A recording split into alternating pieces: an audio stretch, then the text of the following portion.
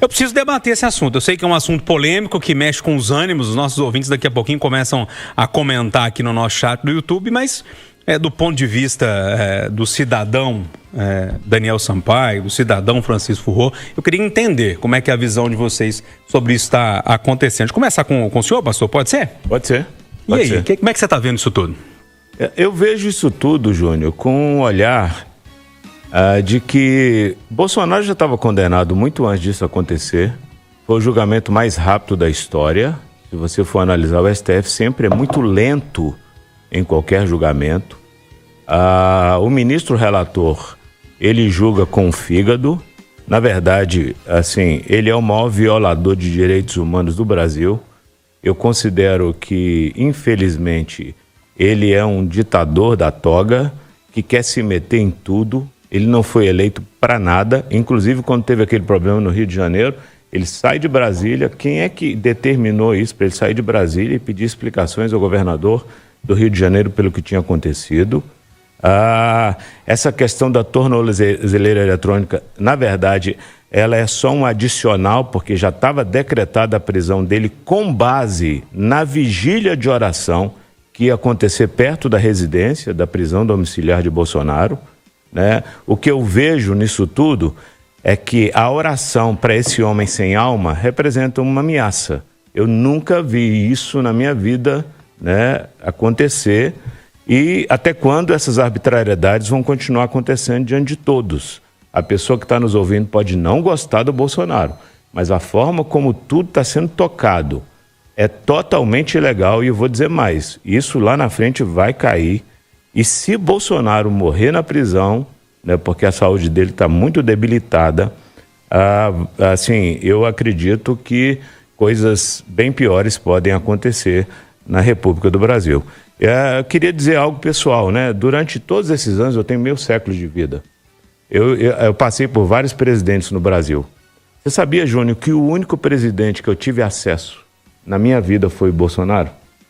Por quê? Pelo fato de eu ser pastor, havia sempre cultos, reuniões no Palácio do Planalto, no Palácio da Alvorada, e eu era convidado com outros pastores e padres, inclusive, para fazer oração. Orar pelo Brasil, orar pela família, colocar a nação brasileira diante de Deus. Eu não vi nenhum outro presidente abrir espaço para essas coisas, pelo menos que eu tenha notícia. Uhum.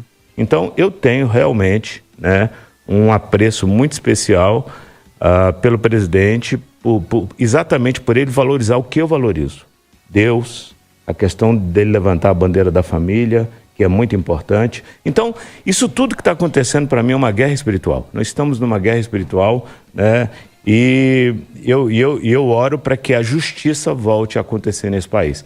Porque o que o STF tem cometido a justiça deles tem lado. Para um lado, a lei. Para outro lado, a parcialidade dos juízes. Esse é o meu pensamento. O professor Francisco Furró, eu queria te ouvir sobre essa história também, enfim, tudo que aconteceu de sábado para cá. É lógico que a gente pode voltar no tempo também, eu não sei qual que é a sua linha de raciocínio, mas de sábado para cá me pareceu que aconteceram coisas assim, importantes. Fomos todos pegos de surpresa sábado de manhã com a prisão preventiva do Bolsonaro decretada. Ele já estava em prisão domiciliar. Ele foi julgado e condenado por 5 crimes. Dentre eles, o mais grave foi a tentativa de interrupção da nossa democracia, a tentativa de golpe de Estado. Isso foi filmado, isso está amplamente documentado. E ele foi preso, a prisão domiciliar, ela é convertida em prisão preventiva porque ele tentou violar a tornozeleira eletrônica. Está filmado, existem todos os dados, as provas estão ali. E nesse momento, é claro, o grupo dele vai tentar deslegitimar a nossa justiça, vai trazer esse debate para um debate moral, um debate onde é o nós contra eles, um do bem contra o mal, e deixar o debate sobre os dados concretos de realidade em segundo plano. O que é importante dizer é que, de fato, o Brasil dá mostras de maturidade democrática, aonde um ex-presidente tenta violar a sua tornozeleira eletrônica e tem a sua prisão domiciliar. Ele já estava preso, ainda que não tenha havido o trânsito e julgado do processo, mas a sua prisão domiciliar, diante da inegável ameaça de fuga, ele tem a prisão domiciliar convertida em prisão preventiva. E está recebendo um tratamento de ex-presidente. Os ex-presidentes que foram presos do Brasil foram para a Polícia Federal, ele está recebendo um tratamento igual ao de ex-presidentes recentes que foram presos. Portanto, não há nenhum tipo de perseguição, não há nenhum tipo de tratamento de perseguição ao ex-presidente. Assim, a manutenção do processo legal, a defesa da democracia e a tentativa de restabelecer um debate democrático, racional,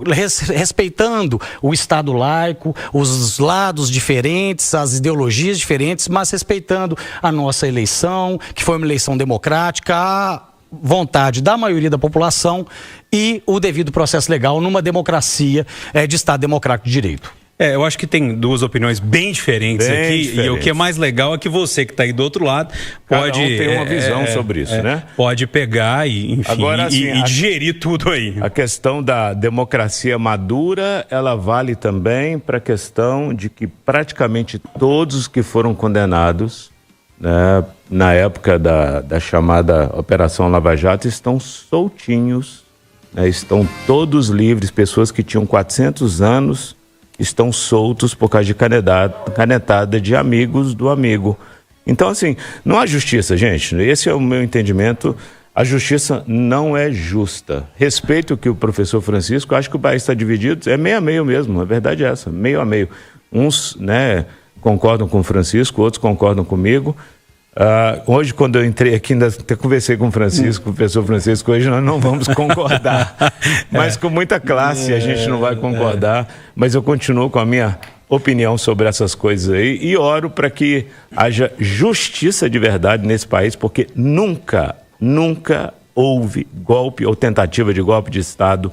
Bolsonaro, inclusive, muito antes de Lula assumir, ele deu posse aos ministros militares de Lula. Quem quer fazer golpe não faz isso.